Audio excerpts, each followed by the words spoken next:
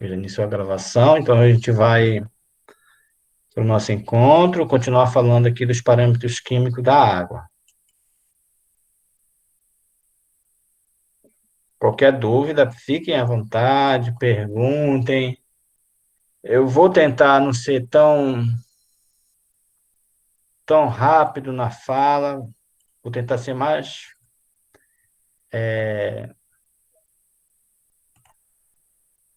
lento, digamos assim, vou tentar, que às vezes fala de mais rápido. E aí, mas fiquem à vontade, perguntem, né? Apesar de o tema ser longo, eu vou ainda falar só de temas um pouco assim, superficial, mas temas que vai ser possível vocês estarem buscando mais informação, mais conhecimento. Vocês estão visualizando aí a tela? Sim. Sim, professor. Está desse tamanho, né? Passou a tela? Sim. Sim, professor. Tá. Então vamos iniciar nossa conversa. A gente vai continuar falando dos parâmetros e características químicas, né? Principalmente da água, mas que eles também podem servir para outras funções, como o solo, né? São parâmetros que abrangem também esse processo, tá? Aqui eu coloquei em vermelho, né, para lembrar os nossos parâmetros químicos, né? A gente já vimos na aula passada alguns dos físicos, né? Coloquei, inclusive, alguns vídeos de experimento que tem no YouTube. E hoje a gente vai falar um pouquinho, continuar, né?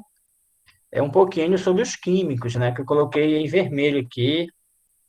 E a gente vai falar um pouquinho de pH, vocês já viram, né? A gente vai relembrar. Um pouquinho de dureza, alcalinidade, um pouquinho de alguns nutrientes, né? Que são fundamentais aí para a qualidade da água, né?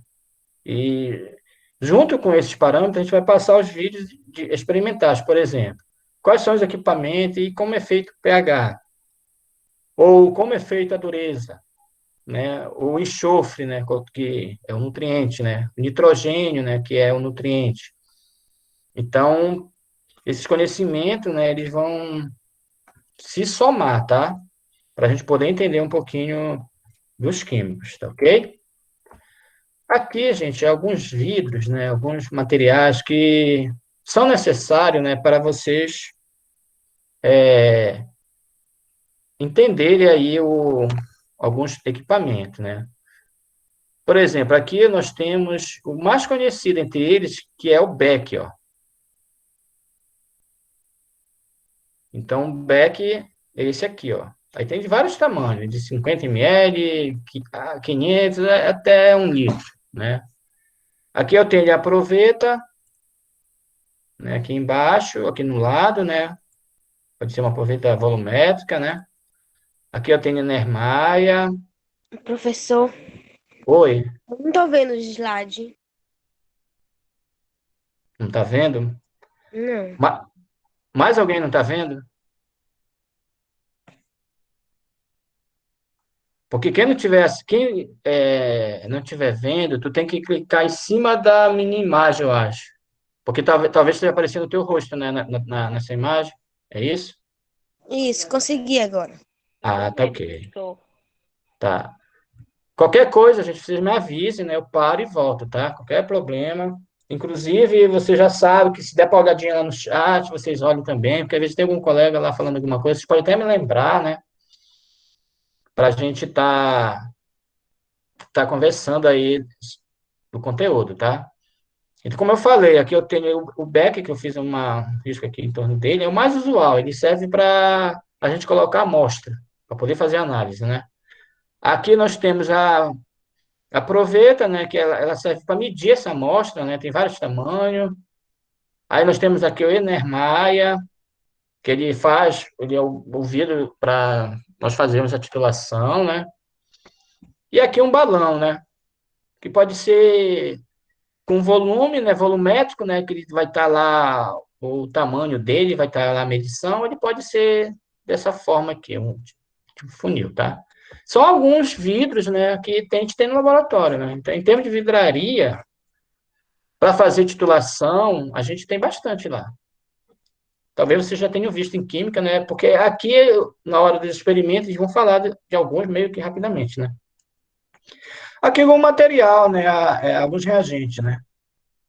Aqui ainda tem mais vidro, né? Só para a gente colocar na mente que a gente vai usar esses vidros, vai usar o material, né? Para a gente ter o resultado, né?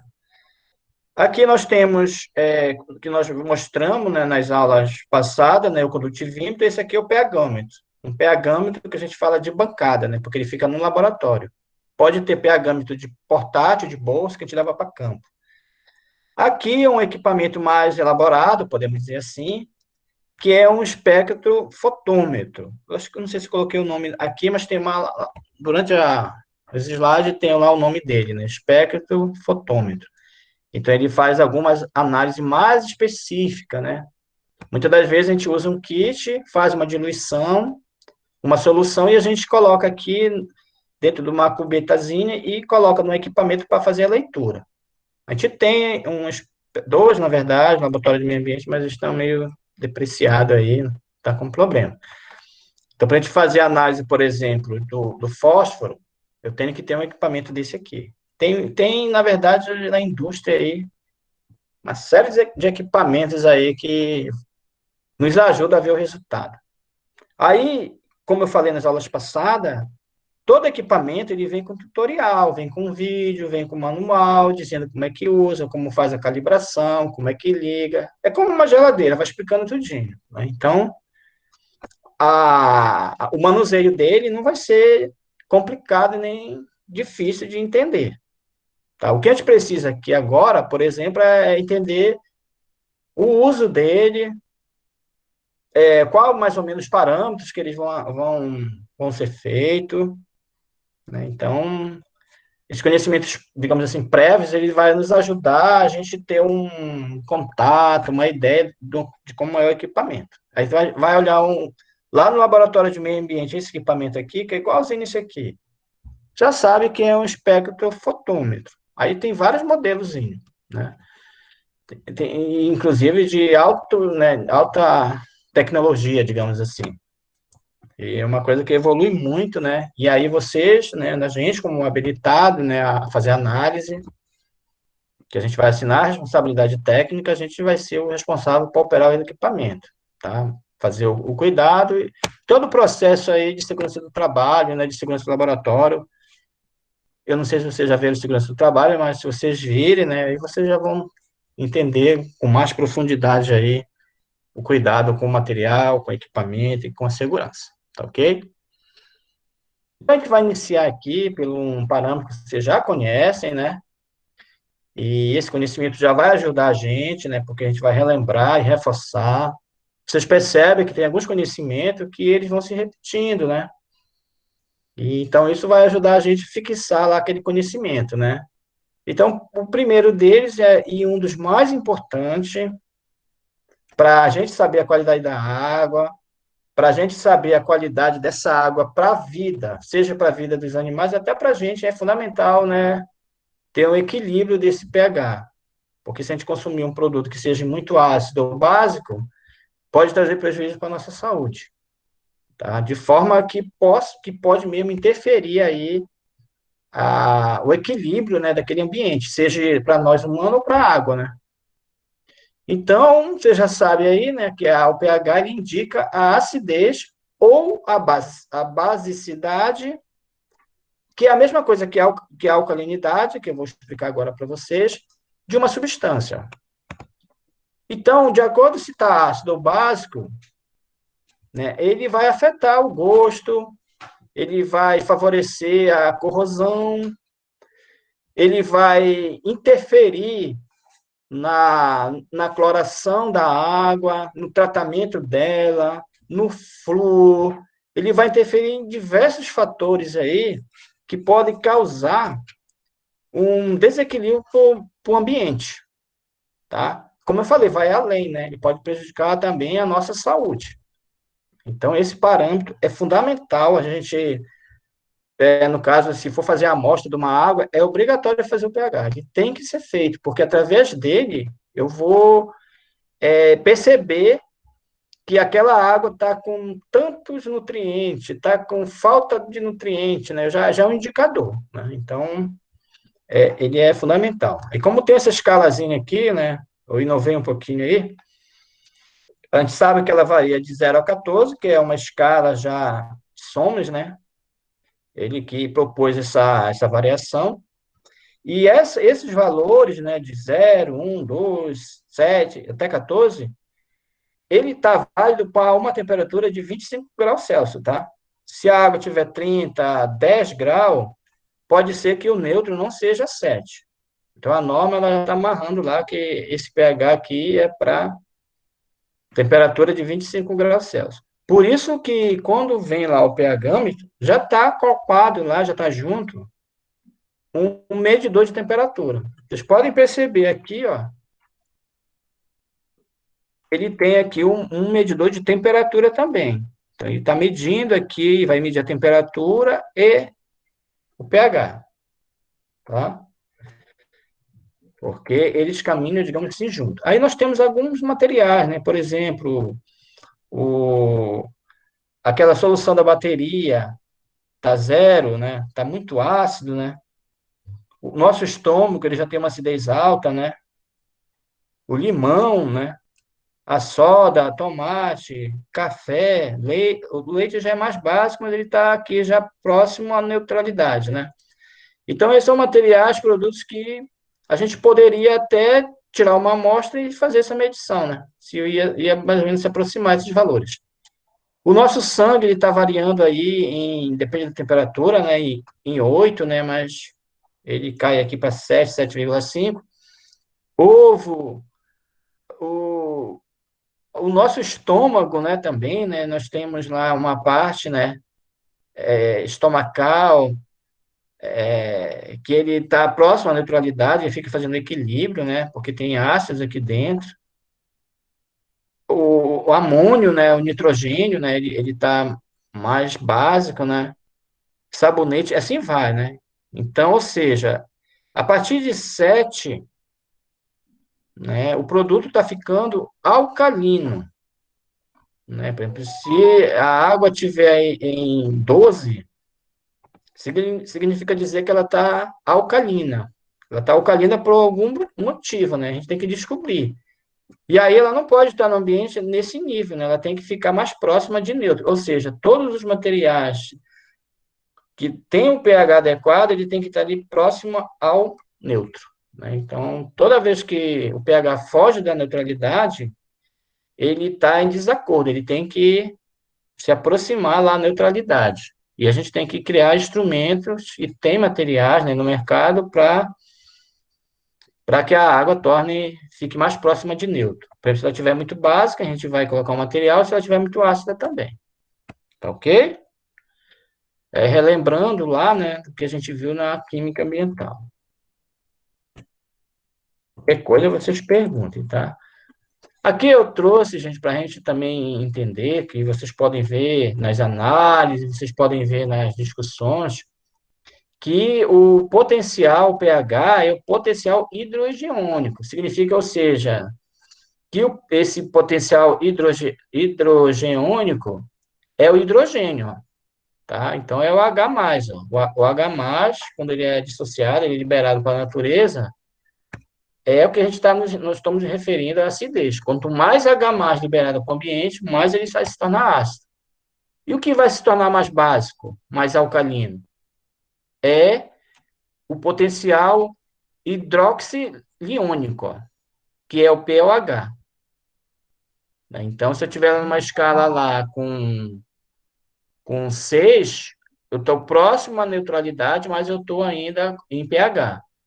Se eu tiver lá com um potencial mais próximo lá de 14, eu posso imaginar lá, eu posso deduzir que eu estou lá mais próximo à neutralidade, porque a hidroxila, né, que esse OH aí, ele é o fator que faz com que a água se torne básica, tá? Então, eles ficam fazendo aí um- uma que a gente fala de dissociação, né? Eles ficam interagindo entre eles. Porque, no caso do pH, a gente descobre através do log, ó, log de hidrogênio. Então, a hidroxila é o log da hidroxila. Ou seja, se eu tiver pH mais pOH, eu tenho 14. Imagine que eu tenho pH, digamos, 6. Quanto é que vai ser o meu pOH? Será 8, né? 8 e 6, 14. É isso? Aqui eu olho aqui essa continha. Se eu tiver lá hidrogênio 10 a menos 6 de mol por litro, que eu posso achar o mol do hidrogênio. Aí eu jogo aqui no log e tenho o valor do meu pH. Ou seja, basicamente, vai ser todo o valor que tiver na base de 10. Ó. Por isso, se eu tiver 10 a menos 8, meu pH é 8. Se eu tiver 10 a menos 12, meu pH é 12. Aí, digamos aqui, o pH é 6, então eu já vou saber que o meu pOH é 14. E se for o contrário, é o mesmo processo. Se o pOH é 5, automaticamente o meu pH vai ser 9. É só essa relação, né? Tem umas continhas, né? É só para vocês terem esse conhecimento, né? Se caso vocês tiverem lá o hidrogênio dissociado, sozinho lá, né? O valor dele, vocês podem encontrar esse pH através aí do log do hidrogênio, ou se ele tiver na forma de pOH, tá ok? Eu não sei se vocês viram em química, né? É só para te lembrar também. Então, gente, o pH, ele está lá na norma, como eu falei nas aulas passadas, né? Eu trouxe novamente aqui, ó. Então, para o pH, ele já está amarrando esse valor lá na norma que eu estou me referindo à portaria do Ministério da Saúde, a 2914 de 2011. Ela está atual, ela está válida, né? Então, lá no artigo 39, lá no seu parágrafo primeiro, ele recomenda que a água que é distribuída nas nossas casas, elas têm que estar nessa faixa aí de 6 a 9,5. Então, se vocês forem fazer lá a análise de uma água, vocês, se for para beber, né, para consumo humano, eu já vou saber lá que ela tem que estar entre essa faixa aí. Se ela estiver fora dessa faixa, ela tem algum problema, ela está inadequada. Ou ela tem que ser feito um tratamento, seja para diminuir a acidez ou diminuir a alcalinidade.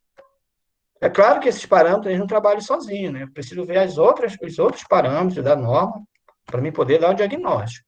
Se eu tenho aí o pH nessa faixa, está ok. Aí eu vou ver o outro, a alcalinidade, vou ver os outros parâmetros, né? Dureza, né? Dessa água, tá ok? E se essa água for lançada por efluente, né? Se ela for água residuária, o CONAMA, no caso 357, ele está amarrando aí que essa água tem que estar entre 6 a 9. Mas ele varia, né, lá na norma, entre água doce, salina e salobra, em cada parâmetro desse ele dá um valor lá do pH. Então a gente tem que olhar a norma e ver, olha, se eu estou lançando o efluente na água doce, na classe 1, qual é o meu parâmetro de pH que eu tenho que lançar? Então toda a estação de tratamento faz análise antes de lançar aí o seu efluente. E se eu tiver aí com a minha resolução do CONAMA, né, a 430/2011, né, que ele reforça aí essas normas, né, esses limites aí para ser lançado, ele já é mais rígido. Ele coloca, na verdade, não é mais rígido, ele é mais flexível, né, ele coloca entre 5 a 9, né. Então, ele reduziu um pouquinho, né, a condição de lançamento no efluente.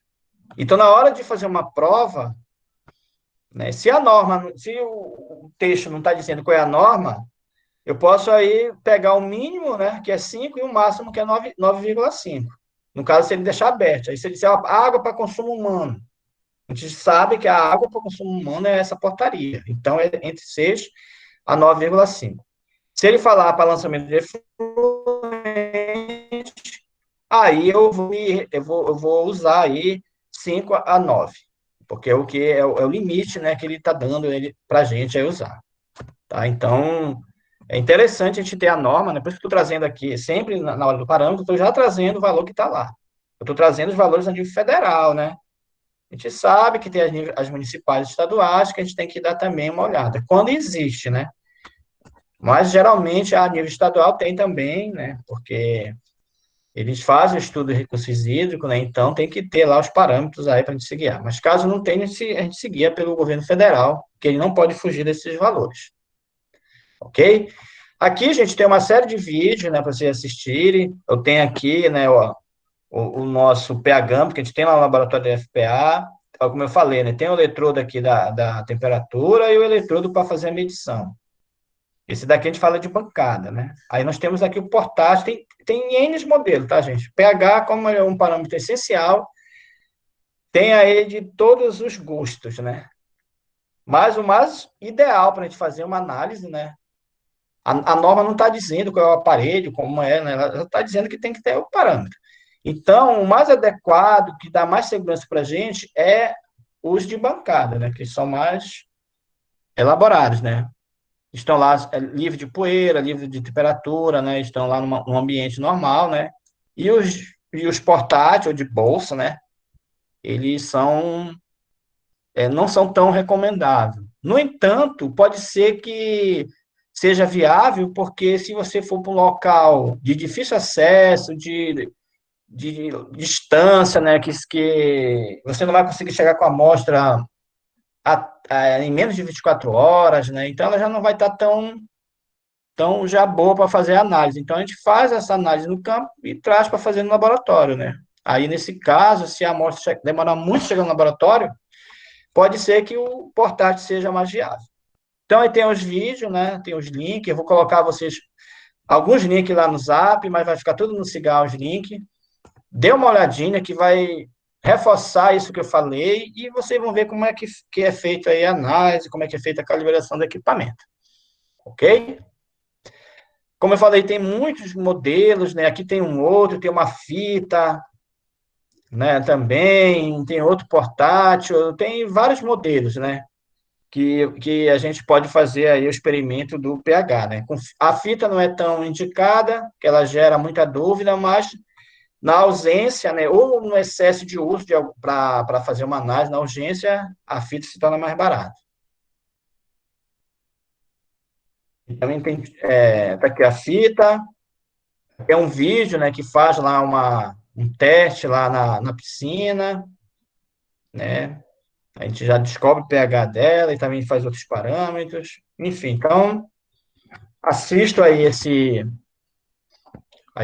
vídeos que vai ajudar muito vocês a ter uma compreensão já bem ampla do pH, né? Que não é só fazer análise, é ler o resultado e saber por que deu esse valor. E comparar com a norma, né? Para a gente poder gerar os relatórios, gerar a informação, né? Para o empreendedor, para gerar informação lá para a estação de tratamento, né? Para esse efluente ser lançado aí no corpo receptor e não ficar em desacordo com a norma. Ou, no caso, vocês podem fazer uma consultoria, né, nas piscinas, ver se a água tá ácida, está alcalina, se ela está com problema, se ela está com excesso de cloro, aí vocês podem fazer análise.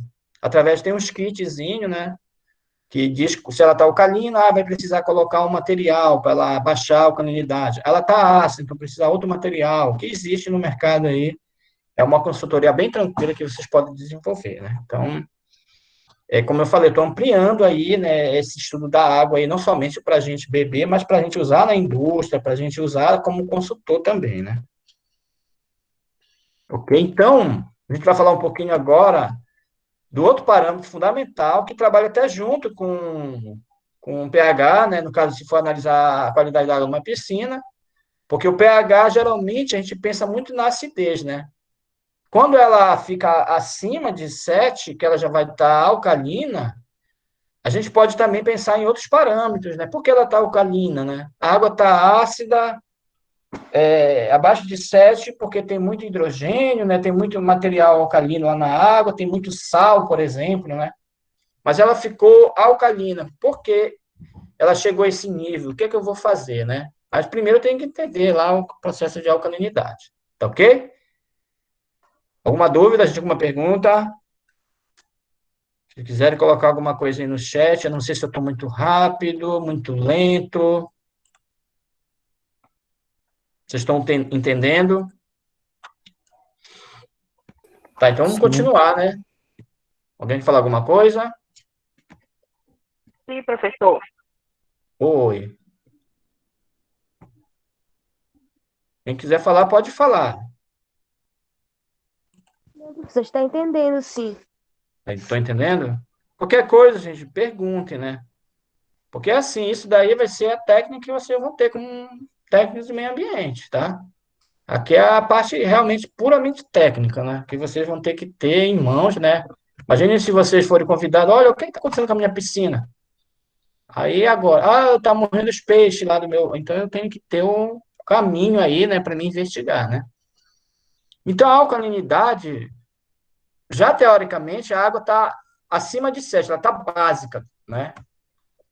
Então teve um motivo para isso. Então um dos motivos, né, para essa água estar alcalina é quando ela tem diversos íons nela.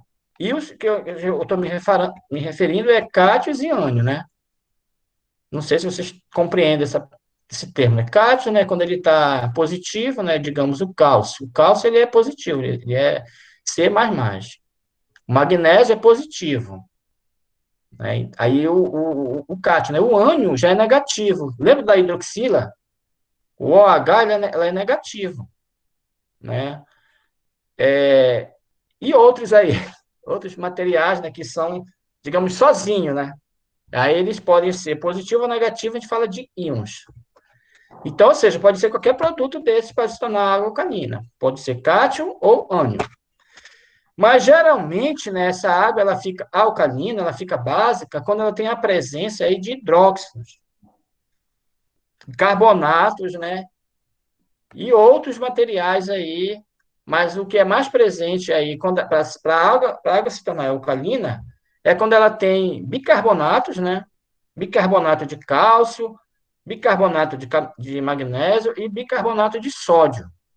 Pode ter também bicarbonato de potássio, amônia, ou seja, tem uma linhagem aí, né? Mas o mais recorrente, quando a água está alcalina, é quando ela tem cálcio e magnésio, que ela é oriunda aí dos carbonatos, né? Então, se ela tiver cálcio e magnésio muito presente na água, que geralmente esse material vem dos efluentes, né? Vem dos despejos, né? Das nossas residências, que tem muito material assim, né?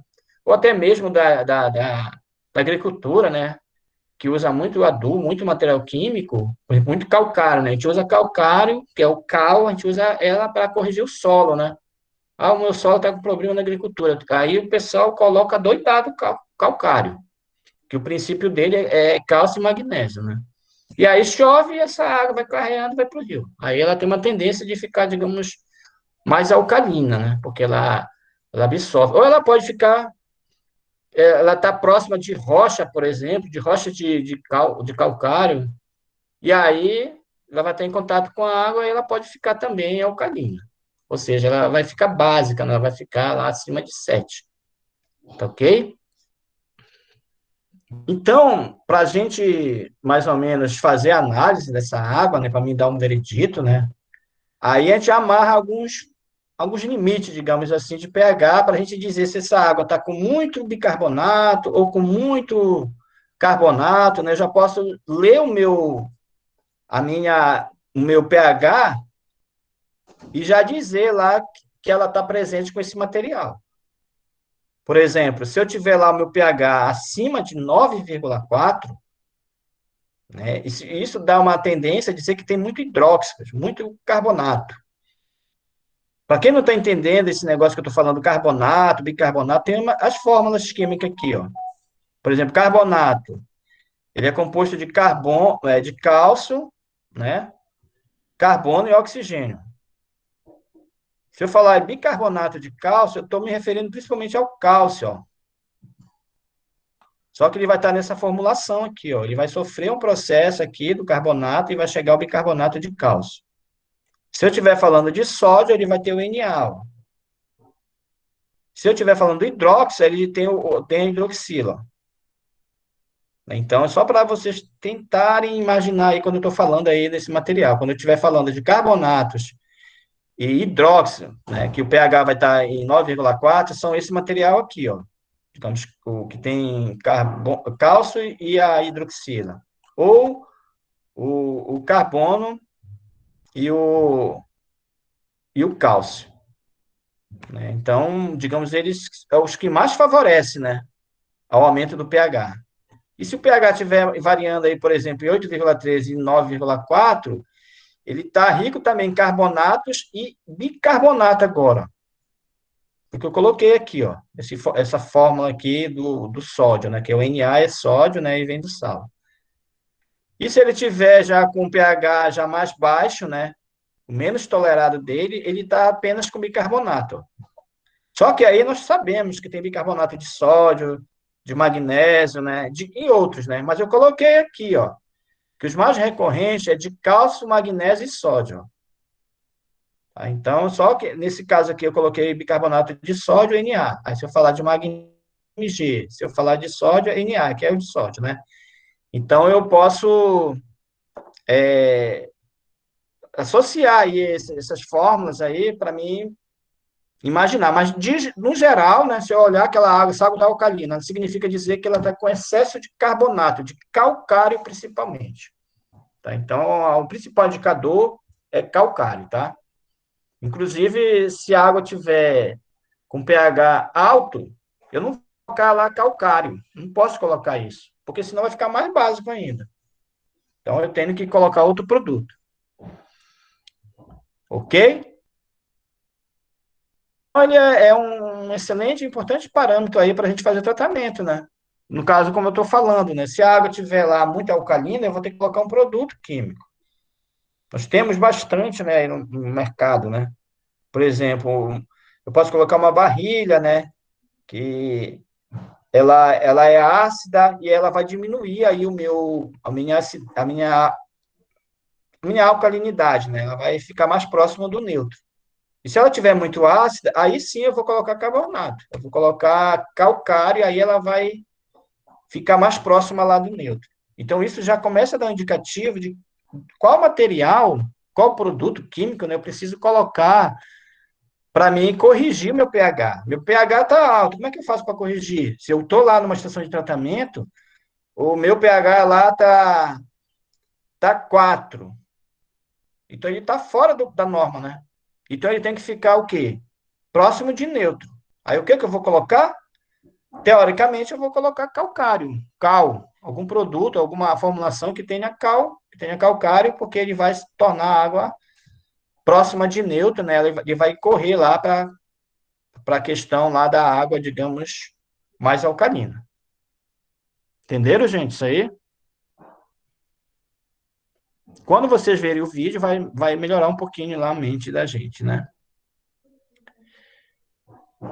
Aqui eu coloquei a alcalinidade, né? Falei dureza, né? Porque a dureza, gente, ela tem bastante calcário, né? Eu acho que aqui eu me atrapalhei aqui, mas vai servir porque na norma está falando de dureza total. Então, a dureza é quando ela tem carbonatos, né? Então, o principal componente da água dura, né, é quando ela tem calcário, magnésio, né? E a norma, ela apresenta aí que a dureza da água, né, a dureza total, ela pode estar em 500 miligramas por litro. Então, é tolerável, né? Essa água para consumo tem uma quantidade aí bem substancial, né? Porque a gente precisa de cálcio, né? Porque de calcário, né? Para a nossa própria vida, né? A gente precisa ter calcário para reforçar os ossos, né? Então, esse princípio aí que a está se baseando, né? Vamos, vamos continuar aqui, tá? Como eu falei, são vários parâmetros, né? Não é tanto slide, mas acaba a gente demorando muito, né? Então, aqui, gente, é um experimento, né? Vou colocar lá para vocês, e está usando o método de titulação. Geralmente, o método de titulação é quando usa os vidros, quando usa ácido, quando usa um titulante. A gente fala, se eu usar um método usar um equipamento, né? Aí já é mais direto lá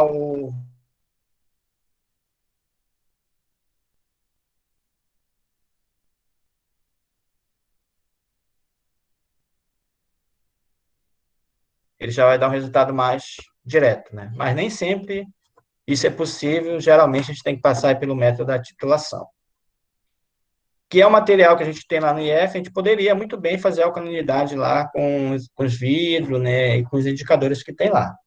Então, assista esse vídeo, né, e se a gente tiver uma oportunidade de retornar na aula presencial, a gente pode fazer esse método tranquilo, né, os indicadores, né, os reagentes, os ácidos, tem tudo lá, tem os vidros, né, a gente pode fazer tranquilo essa análise, tá?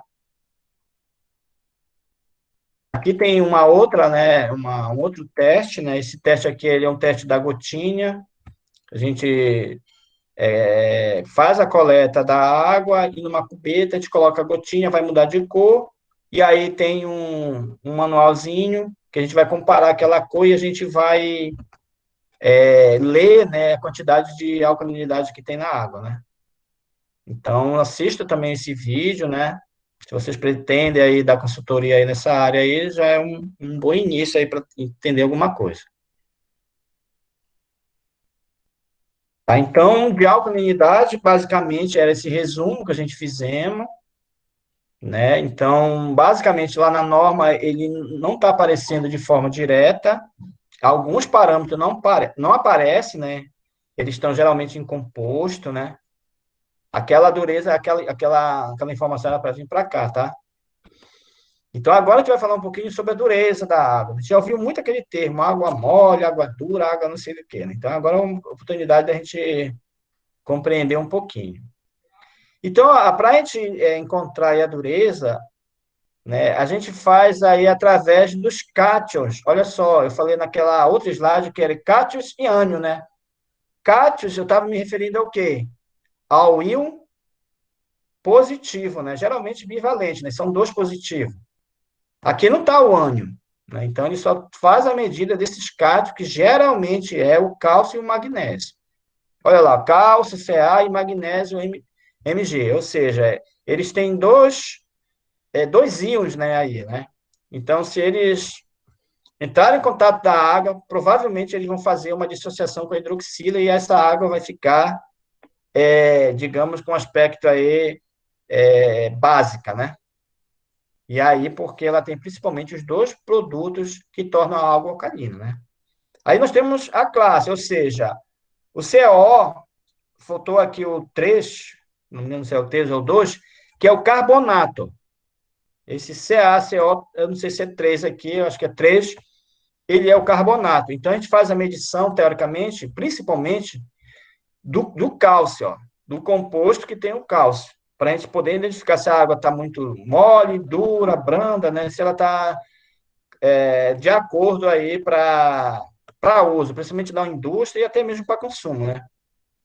Por exemplo, assim, a gente considera uma água mole, uma água, né, com pouco calcário, se ela tiver entre 0 a 70 mg por litro. Aqui eu coloquei no lado, gente, o ppm, né, que seria a parte por milhões. Mas hoje, basicamente, a gente não usa mais esse ppm, tá? Ele foi meio que extinto, mas alguns materiais, algum livro ainda fala muito desse ppm, tá? Então, quando eu falar ppm, você já sabe que é a mesma coisa que miligramas por litro, tá? Não esqueçam disso. Quando eu falar em ppm, eu estou me referindo a miligramas por litro, tá? Então, se eu tiver água mole, que é água ideal, né, para o consumo, né, que é água que está aí adequada, ela tem que estar entre 70 a 135 miligramas por litro. Aí, média dureza, 135 a 200, dura de 200 a 350 miligramas por litro, e muito dura quando ela está acima de 350 miligramas. Tá? Então, por exemplo, a água de uma piscina ela tem que estar nessa média aqui de 135 a 200. Ela está uma água adequada aí para consumo, né? Se ela tiver até mesmo para consumo humano e também para criação de peixe, né? Essa água ela está em boas condições para criação de animais, né? Para não estar, digamos, prejudicando a natureza, né? Então aqui eu coloquei embaixo, né? O que é PM é a mesma coisa que miligramas por litro, tá bom? Alguma dúvida? Tá aí, tá tranquilo? Aqui novamente um vídeo, né, para vocês verem como é que é feita a dureza total, porque eu posso ter uma dureza somente com um componente, somente, digamos, com cálcio ou com magnésio, né? Ele está falando aqui de forma geral, né? Que a análise que ele faz aqui é da dureza total e a dureza total que está na norma também, tá? Então, por isso que eu trouxe aí essa análise aí para a gente ver como é que faz, ver qual é o material, qual é o equipamento. Geralmente ele tá, esse material aqui da USP, né? Todas as análises deles basicamente são de titulação ou de algum equipamento de bancada, tá? Que são os mais indicados, ideal, né, para se fazer as análises.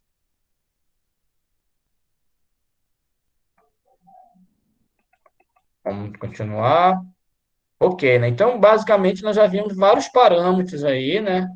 Eu estou trazendo a norma, né, para fazer a comparação, para, digamos, convidar vocês, para vocês olharem a norma, ver os valores que tem, porque não adianta só fazer o parâmetro, saber o resultado e não saber fazer o comparativo com a norma.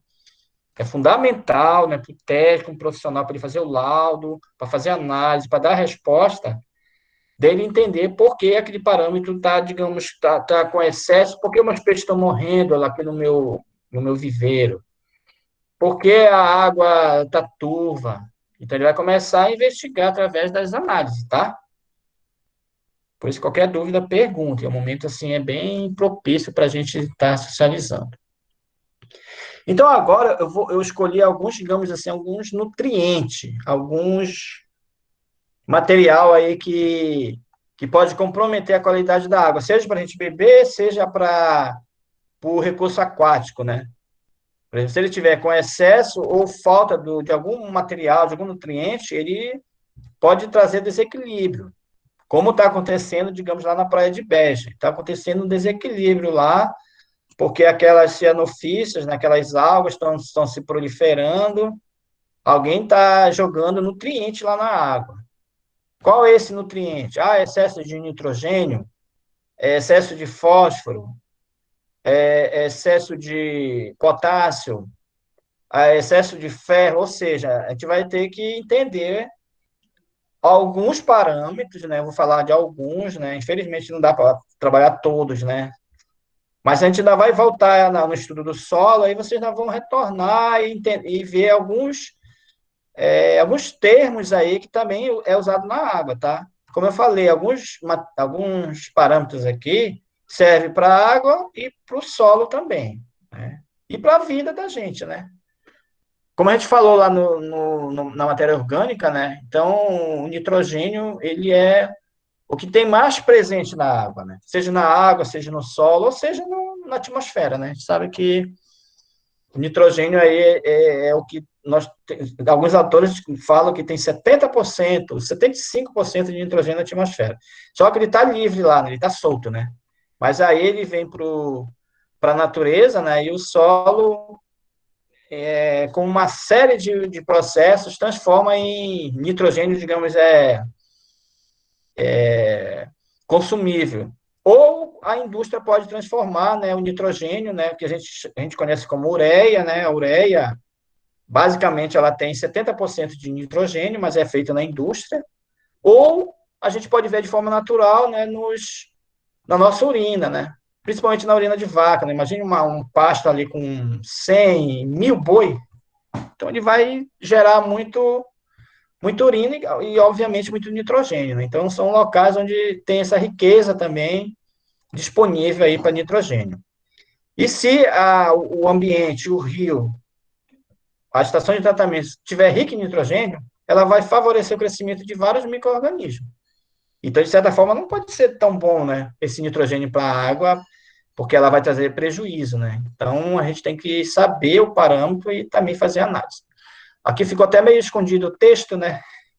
Mas eu acredito que dá para a gente dar uma lidinha aí, para a gente começar a entender aí esse nutriente, né? Chamado de nitrogênio. Eu não coloquei aqui, mas o nitrogênio, ele é um N, né? O termo nitrogênio está lá na tabela, ele é o N. Então, o nitrogênio, ele permite, né, da gente analisar, né, o grau, por exemplo, ou até mesmo a distância de um poluente, digamos assim, né? Da onde está sendo lançado esse poluente, porque está, digamos, gerando lá algo, algum material, então isso já é um indutor de algum problema, né? Então a gente já pode estar investigando por que que aquela água está rica em nitrogênio, mas só olhando lá que eu vejo as algas da água crescendo rapidamente, né? E a proliferação de água, de peixe é grande, então tem algo que está alimentando ali. Isso não pode ser bom, porque pode ocorrer, por exemplo, o mais conhecido deles, a eutrofização. O que é eutrofização? Cresce as algas, ela consome todo o oxigênio, e aí aquele ambiente fica morto, fica sem oxigênio, e aí os peixes vão morrer, e essa água também não vai estar adequada, porque os peixes que estão lá vão morrer, vai apodrecer tudinho, e essa água vai ficar, esse ambiente vai ficar impróprio. Então, digamos, primeiro processo é esse, porque consome oxigênio por excesso de nutrientes. E isso também faz que esse ambiente fica tóxico, porque vai aparecer lá, digamos, as cianofícias, as algas azuis, e elas são tóxicas, né? Então, elas prejudicam lá, principalmente aqueles ser vivo, né, que te fala que eles estão lá no fitoplâncton, estão lá na superfície da água, eles vão crescer, vão morrer, então isso aí vai trazer uma série de prejuízos, ok? É claro que não é só nitrogênio, né? Tem fósforo, potássio e os outros, né? Estou me referindo ao nitrogênio, né? Mas ele já é a base para a gente ter uma leve entendimento dos outros, tá? Então, a utilização, né, ou o aparecimento disso daí, a gente pode enxergar ele nas águas que estão lá na estação de tratamento, de forma bruta, né? Então, a gente sabe que os fertilizantes são os adubos, né? No fertilizante tem nitrogênio, que ele pode se considerar um adubo, então ele vai enriquecer lá aquele ambiente, né? Então, a gente tem que tratar essa água, né, se ela tiver numa estação de tratamento, para ela poder ser lançada por corpo receptor. Senão, se ela for lançada com riqueza de nitrogênio, ela vai prejudicar o ambiente, tá? Então, a unidade, geralmente, desses nutrientes é miligrama por litro. Eu coloquei minúsculo aqui, gente, o litro, porque na norma o certo é minúsculo. Mas, geralmente, eu coloco maiúsculo aqui, ó, a norma até aparece maiúsculo. Mas o Sistema Internacional pede que esse L seja minúsculo. Mas a gente já sabe, né? Só para um termo aqui. Então, a norma aí, o CONAMA 430, né, que é a lei responsável para os efluentes, ele determina o limite máximo aí de 20 miligramas por litro de nitrogênio. Ou, no caso, a amônia, eu coloquei aqui, gente, os quadrinhos, só para vocês se lembrarem. Quando eu estou falando de amônia, eu estou me referindo a um composto chamado de NH3, tá? Quando eu falo nitrogênio normal, né, às vezes é nitrogênio livre, é NH2. Pode ter o nitrogênio orgânico, que ele está digamos, envolvido no material, envolvido digamos, numa madeira, envolvido num processo, aí a gente fala de orgânico, que ele vai se evaporar rapidinho. Ou seja, a maior parte do nitrogênio, ele está na forma orgânica. Por exemplo, nas fezes, na urina, ele está na forma orgânica. Então, rapidamente ele se volatiza, né? Então, ele não está mineralizado, que a gente fala, né? Ou seja, ele está lá na forma como é que eu digo? Ele está lá na forma mineral, né? Que seria o nitrito e o nitrato. Então, a norma está dizendo aqui, ó, o nitrogênio amoniacal, ó, amônia NH3, ele tem que ser lançado aí, que tem um valor de máximo 20 miligramas. Se for a amônia, eu repeti aqui, né? Só que não, repeti porque nesse caso aqui é para lançamento de efluente. Quando é para consumo humano, não, ainda continua aí lançamento de efluente, só que agora ele está falando em relação ao outro CONAMA, né? Que está errado aqui, o 357, tá? Então, o 357 de 2005, em relação à água doce, ele está amarrando esse parâmetro aqui, ó, que tem que estar entre 0,5 a 3,5, né? No caso, o nitrato, aí nesse caso é 0,5 a 3,5, porque depende do pH, tá? Por isso que tem esse valor. Isso aqui eu estou me referindo à água doce, tá? Porque na 357,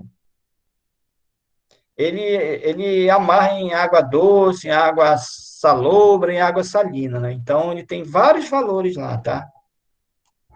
Então, aí, no caso do nitrato, ele amarra 10 miligramas por litro e o nitrito 1 miligramas por litro. Então, tá aqui, nitrito que é o nitrato. Ou seja, o nitrato, ele está lá numa forma, né?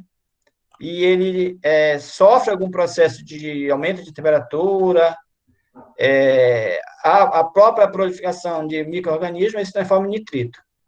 Tá? Então, o nitrito acaba sendo a forma mais agressiva, por exemplo, né? E no caso, para consumo humano, né, no caso aqui a norma fala somente da amônia, tá? Ela não está falando de nitratos e nitritos. E aí, nesse caso aqui, é 1,5 miligramas por litro. Aqui eu coloquei nitrato e nitrito. Agora fiquei na dúvida se realmente está na norma.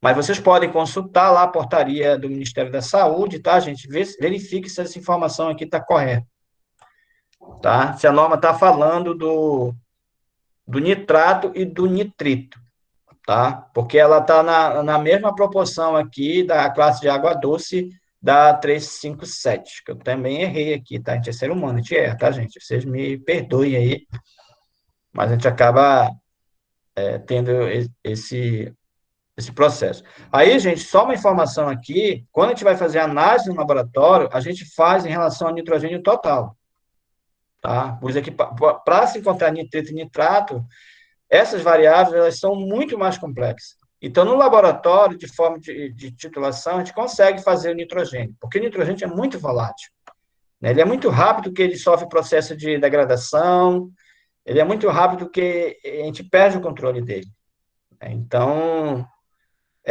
o nitrogênio total é o que a gente mais tem segurança de fazer, tá?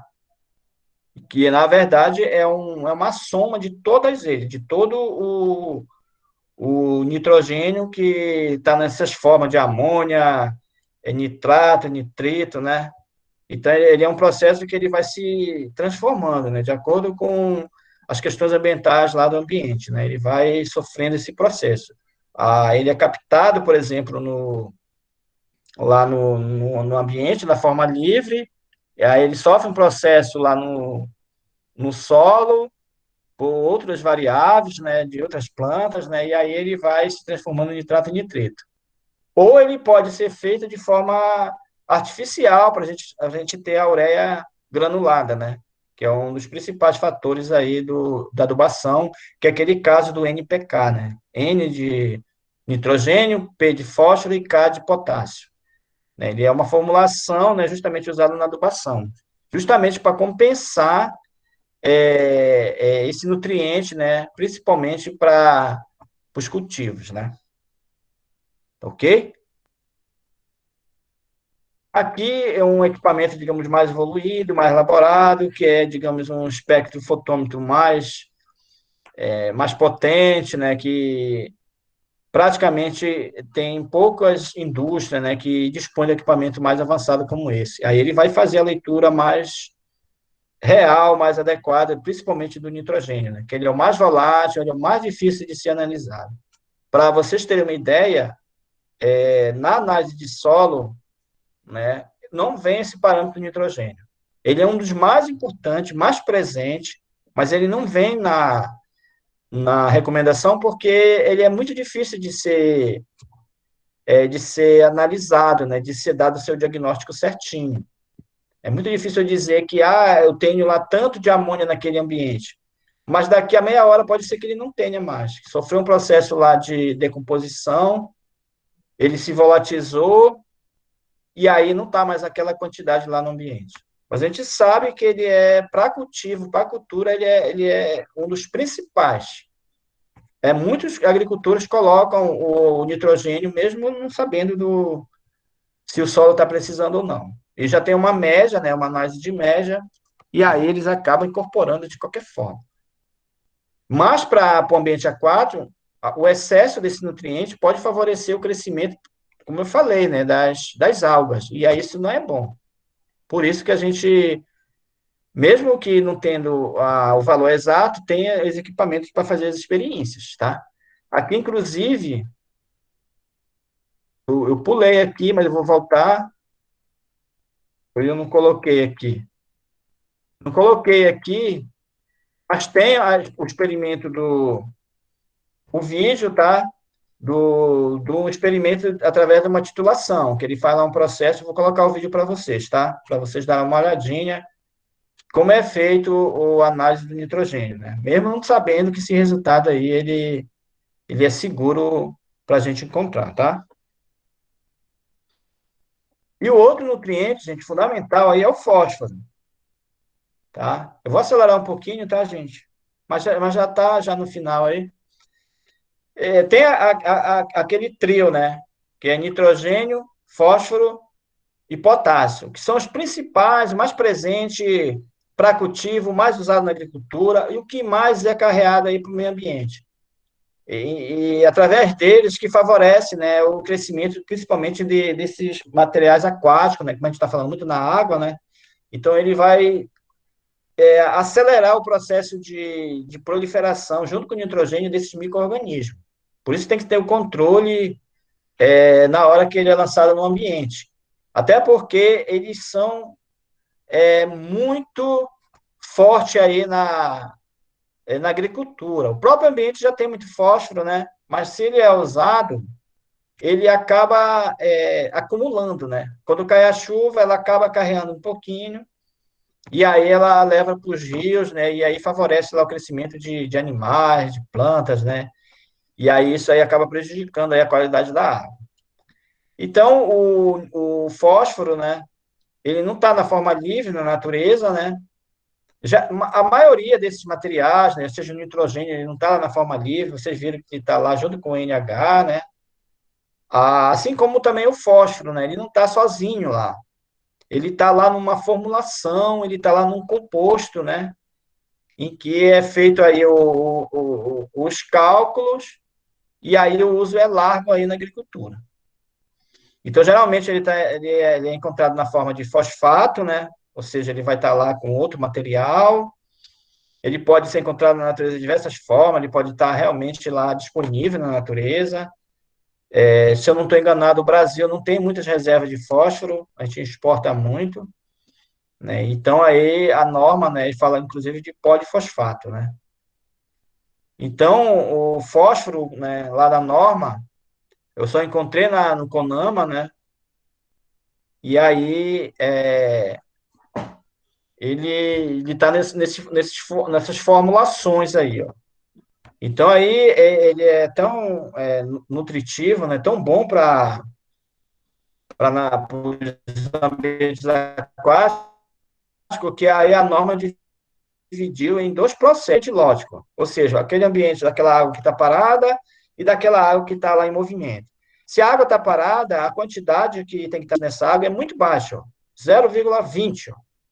Então, a questão é decimal aí, né?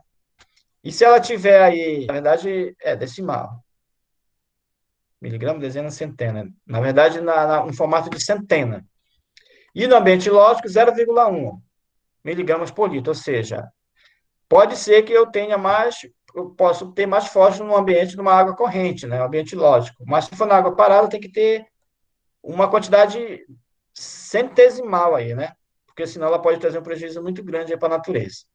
Tá ok? Aqui eu tenho alguns formulários do fósforo. Mesmo ele estando na forma natural, ele não está sozinho, ele está junto com o oxigênio, que é o PO2, que é P2O5, ó. Digamos, é a maior quantidade de fósforo encontrada. Porque pode ter outros materiais aqui, pode ter água, né? Então ela está em 20 a 30, a 23 a 39% de fósforo na forma de natural, que é a forma de rocha. Ó. E aí há umas formulações que a própria indústria cria, né? Ela criou superfosfato simples, mas ela tem pouco sulfato, né? Pouco fosfato, né? No caso, é fosfato. E aí o superfosfato triplo, ó, já tem mais, ó, PO2O5, ó, quase 52%, termofosfato e o outro aqui, fosfato de amônio, né? Então, ela está sempre nessa formulação e quando o agricultor, o empresário, ele quer aumentar a produtividade da sua lavoura, né, da sua área, ele aumenta aí essa proporção.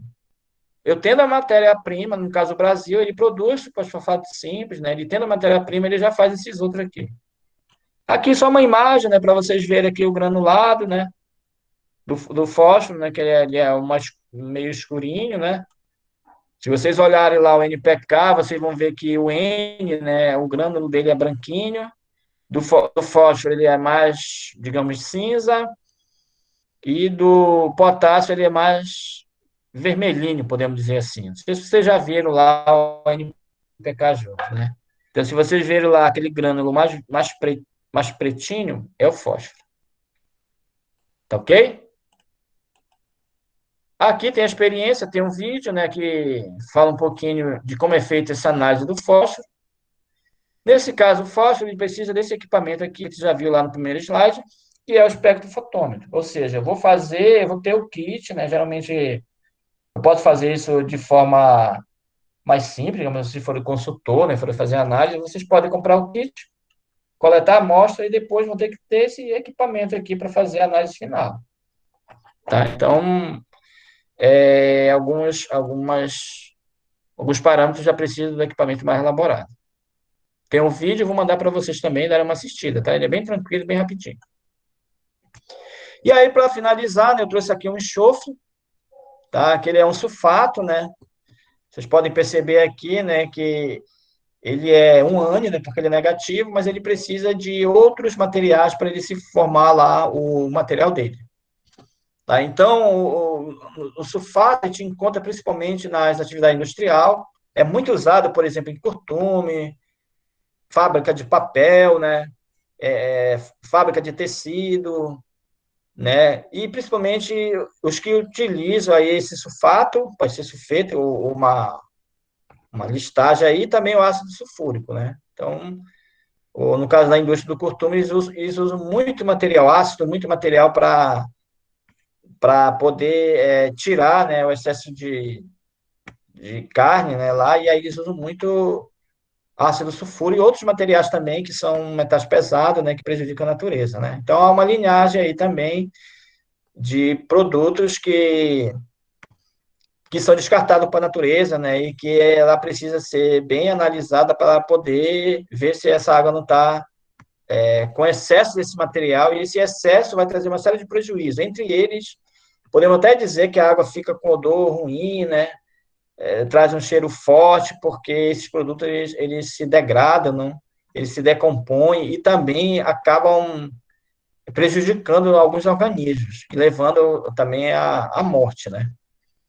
Aí tem alguns limites, né? Na própria portaria do Ministério da Saúde, né? Então, ela está limitando aí o sulfato aí com 250 miligramas, né? Aí, e 0,1 miligrama de sulfeto de hidrogênio. Então, esses termos estão lá direto na norma, né? Então, ela não pode ter valores acima desse quantitativo. Se caso estiver acima, está em desacordo. Aí, no caso, eu encontrei esse sulfeto, né, apenas no CONAMA 420. Então, não pode ser lançado para o meio ambiente esse limite aí de 1 miligramas por litro, porque ele está em desacordo com a norma. Aqui eu trouxe algumas imagens, né, principalmente o vilão aí, né, a indústria de papel e os próprios curtumes, né. Eu não sei se aqui em Abaetetuba a gente tem curtume, mas a regiões que tem, é um problema muito sério aí para o meio ambiente, né. Principalmente porque eles usam muito material forte, muito material pesado, e sem contar que o próprio curtume, né, ele já traz uma riqueza de nutrientes aí para o corpo receptor, né? Ok? Estão caladinho aí? Alguma dúvida? O que é um Alguém quer curtume, fazer alguma professor? pergunta? Oi. O que é um curtume? Curtume, ele é um local, um empreendimento que trata couro de animais, né? Geralmente, assim, aqueles couro de boi, né? De bovino, né? Aí eles colocam de molho, né? Aquelas peles, pode ser de bovino, de carneiro, outro material. Aí eles deixam de molho para amolecer aquela carne, para eles poderem fazer a raspagem, para poder usar aquele couro. E esse couro ele é usado largamente na indústria, né? Porque o nosso sapato aí Ele é basicamente feito desses couros aí, desses animais. Ele é a matéria-prima para uma série de produtos aí que tem no mercado, bolsas, né? Muita coisa, né? Só que a extração dele, assim, é muito degradante, né? As pessoas que têm contato com curtume, que trabalham, né, elas são muito sujeitas a uma série de doenças, porque eles usam muito produto forte, né, para amolecer a carne, aí fica de molho, depois aquela água é devolvida lá ao corpo receptor, e ambientes próximos, né, a esses curtumes são todos destruídos, tudo degradados, rio, lago, tudo destruído. Se não tiver o tratamento do efluente, destrói tudo, assim como o próprio matadouro, né? Então, a degradação é muito grande. Ok? Compreenderam aí, Ok. gente, o que é o curtume? Alguém quer fazer mais uma pergunta? A gente já está basicamente aqui nos finais. Eu vou olhar aqui. O aniversário do filho da Marli, parabéns.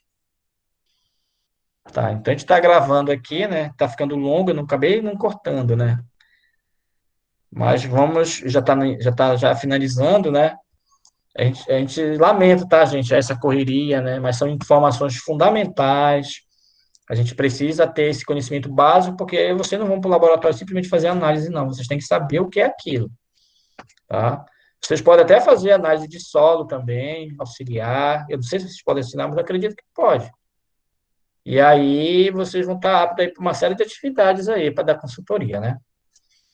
E aí, gente, na parte final aqui, eu coloquei aqui um slide para falar dos metais pesados. Por exemplo, o curtume, ele é um vilão aí para usar esses materiais. Não só curtume, garimpo, né?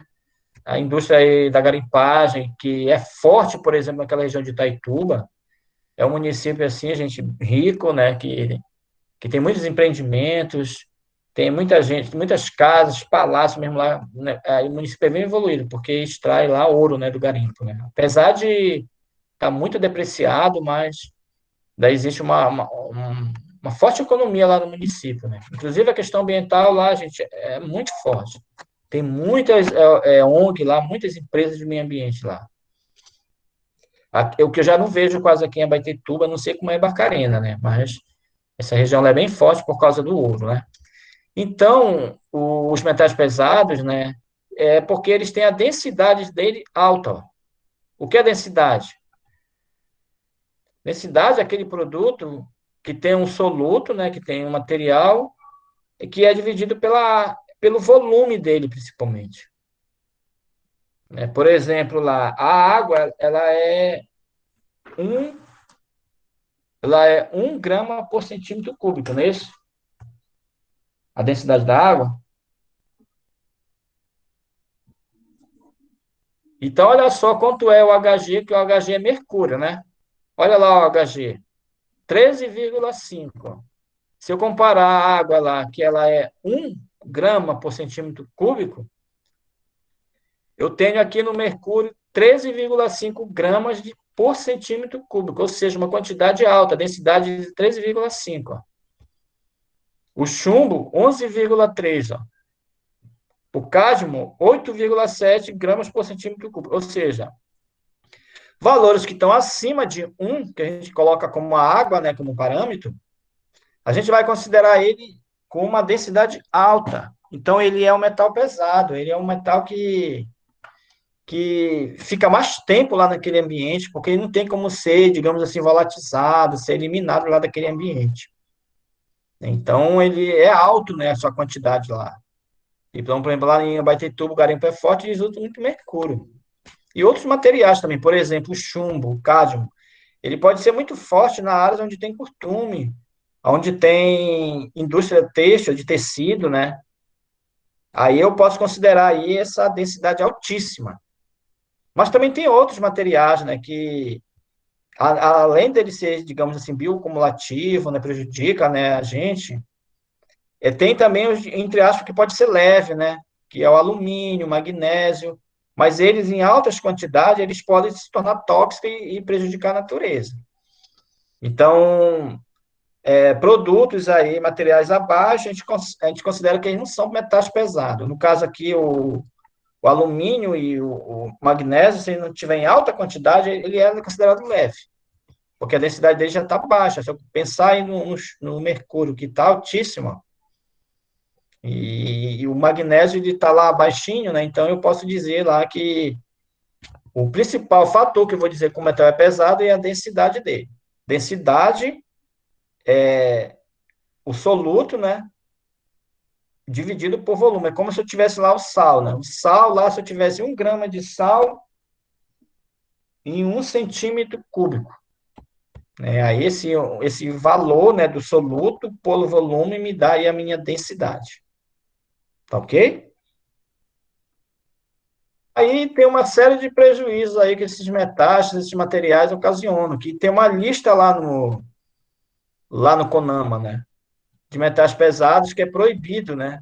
Que é o seu limite, ele é mínimo, né? É quase imperceptível, né? Porque ele traz uma série de prejuízos para a gente. Alguns materiais desse são proibidos, eles são considerados POPs, né? Ou seja, eles têm persistência, né? Para ficar na natureza muito tempo. E isso vai trazer uma série de prejuízos para a gente, inclusive câncer, né? Lá em Itaituba tem muitas famílias que reclamam, né? Que estão doentes com câncer, porque tiveram muito contato com mercúrio, né? Então, essa contaminação, ela pode, com certeza, prejudicar os processos produtivos, né? Ou seja, de uma cultura, seja da água. Então, se nós tivermos água com metais aí, se a gente for usar na irrigação, com certeza vai ter prejuízo. E aí a diluição, a dissociação desses metais na água, eles são também natural, né? Pode ser que alguns materiais, o próprio alumínio, magnésio, eles são de origem natural, né? Então, eles podem aí acarretar prejuízo aí para a natureza, né? Então, como eu falei, né, esses metais pesados, uma grande parte deles estão numa lista de poluentes prioritários, né, que agora é conhecido como POPs, né, poluente persistente, né, eles estão numa lista que são proibidos, tá, o seu uso. Seja como matéria-prima para fazer outro produto, né, como, por exemplo, a ureia, né, a ureia ela pode ser feita na indústria. A matéria-prima dela qual é? É nitrogênio. Assim como materiais agrotóxicos, pode usar, digamos, o chumbo como uma matéria-prima. E se ele estiver lá na lista de prioritários, né, ele não pode ser usado. Foi um acordo de Montreal já há muito tempo, né, em que ele vem criando uma lista lá de produtos proibidos, principalmente para a agricultura, né? A gente sabe que o governo hoje está autorizando alguns produtos, né? Como assim? Ele pega esse princípio ativo de um material desse para fazer, digamos, um agrotóxico, um material para fazer um adubo, né? Ou um, um produto para matar praga, né? Então, eles estão usando alguns produtos que já estavam proibidos, né? Então, isso é muito ruim, porque a gente, né, vai ficar prejudicado, seja no consumo de alimento, por exemplo, lá em Itaituba, no Rio Tapajós. Muitas famílias ribeirinhas estão sentindo sintomas, né, de doenças porque consomem muito peixe, e os peixes já estão contaminados, digamos, com mercúrio. Não estão comendo diretamente o mercúrio, mas estão comendo, por exemplo, peixe. Por exemplo, alguns agrotóxicos, quando eles são lançados na agricultura, a gente pode estar comendo junto com as hortaliças, esses agrotóxicos. Por exemplo, o tomate, ele leva muito agrotóxico, muito. Então, quer dizer, a gente pode estar consumindo um material proibido, porque traz prejuízo junto com o tomate. Então, por isso que é importante a gente dar uma atenção, assim, para esses materiais, né? A norma dá uma lista grande lá, como vocês viram, em mais aula eu mostrei, né? Uma grande parte daqueles materiais lá são considerados pesados e proibidos aí para ser consumido, tá? Ou que seja detectado aí na água. Ok, gente? Então, aqui tem um exercício, né? Como é de praxe, eu estou passando os exercícios, já é 6 com esse, né? Mas eu ainda estou devendo mais 2 no último slide, vou ter 8. Esses mesmos exercícios aqui, eu vou fazer um Google Formulário, como eu fiz lá no semestre passado, e vou passar para vocês. Ou seja, vocês já vão estudando aqui, já vão vendo qual é a opção certa, que quando vocês forem fazer lá a prova, já está as questões aqui. Nós já temos 6 já que a gente passou para vocês, né? Então, tem mais isso. Então, a gente agradece aí a oportunidade. Espero que vocês tenham entendido. Peço desculpa aí por dar essa correria aí, né? Mas são informações fundamentais, necessárias aí para a gente ter aí um bom conhecimento, ter uma